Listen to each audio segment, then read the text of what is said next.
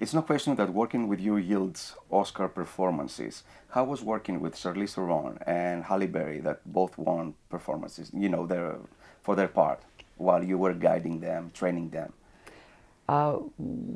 With Hallie, it was like if you really look at the script, she was only um, in it like maybe a quarter, a third of it. There's so many other kind of side stories that were going on, Billy Bob Thornton and stuff. But we made it so we worked 30 hours on it. I'm talking about work ethic. We worked 30 hours on breaking that down. And I did go to set with her for a couple of days, but I didn't need to be there because we had um, we prepared so well.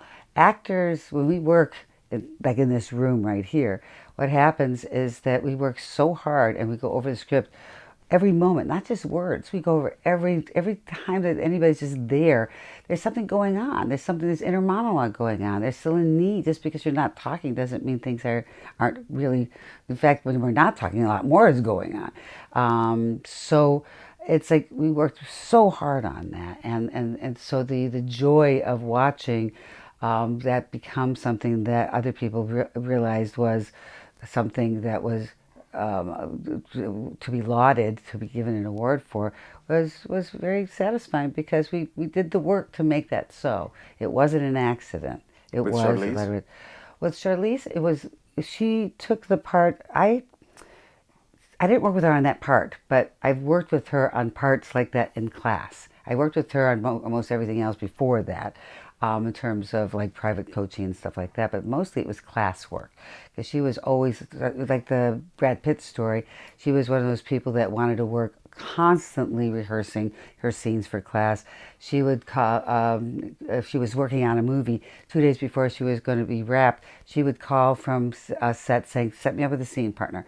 She'd call a friend from class and say, do you want to do a scene? She'd be double, triple working all the time. So I have this concept, and it's in the book too, about how to play a serial killer. And it's based on the science of profiling. What about Brad Pitt? I mean, at the time he was working on a fast food, wearing a chicken suit, and he was striving to make it. But did you see that this man would have this career for like 30 years? I mean, was it obvious back then? Well, it's obvious because he worked really hard, and he worked really hard, and he He had was really good good. looking, he wasn't vain, right? Well, he wasn't as good looking as he Became after. became because when he first came, he was also 19, 20 years old, Yes. and he looked awkward like a 19, 20-year-old boy does. He wasn't one of those guys. He kind of grew into his looks. Hmm. He was more about the work, and it was about like he had really great instincts, and he never ever cared about like he would just do stuff and go for it, and you'd give him a note, and he would go, okay, let's do it. Like I find that that's the one key component. It's like I don't get people that say, "Well, I'm not sure I want to go there." It's like, well, you don't want to go there. That's fine. I can't push you to do it, but the people that can and will go there, and in fact come up with ideas of making even crazier than my stuff that I come up with, because I come up with pretty cutting edge stuff, is like people that are going to be very big, very successful. I hate to say called stars because the people that are great don't care about being a star. In fact, it's just an annoyance more than Hmm. anything because you can't live life on a day to day because God, life is to be lived if you're going to be a great actor because you want to, you have to live life so you can bring that into your parts. Exactly. Not be secluded. But how do you do that when you have the paparazzi all over you? How do you Exactly. do that when you can't even like pick your nose in public? James Franco. I mean, he's a fantastic director and actor. What did you see on him when you first met him? Well, it's not about what I see in anybody because I don't judge people, Mm. and they could tell me the craziest stuff that they've done or think about, and I just think, how do I use this as fodder, as food for our work? Um, so I thought of him as one of those people that takes chances. Again, they all have that same. He takes chances. He pushes the envelope. He doesn't say, I can't do this project because people will feel bad about me. He makes choices based on what he wants to do, his heart, what he wants to explore, without reservation of other people's thought process or whether he doesn't care what other people think. I love that about him. Halle Berry has said you are the number one premier acting coach in the world. How would you define yourself today after gaining so much experience and success? I like to feel that your success is my success.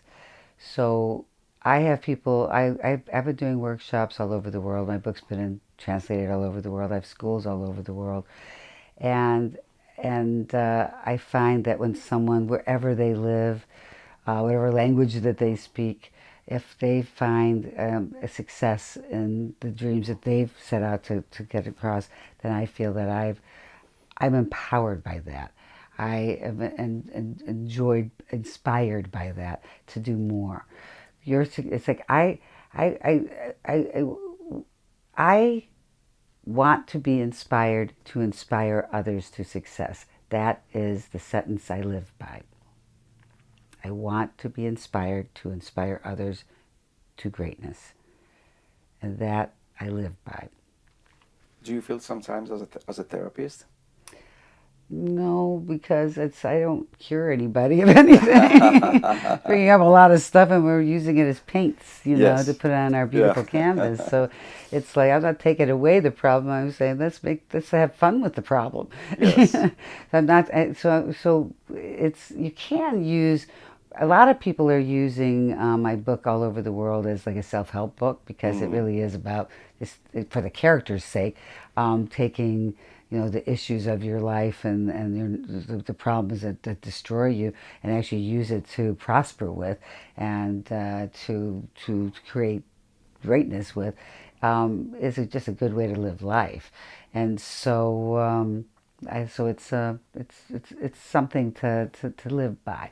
I don't make it about me. I make it about other people because that ultimately comes back at me and feeds me. Thank you so much for this wonderful interview. You are so welcome. Thank you.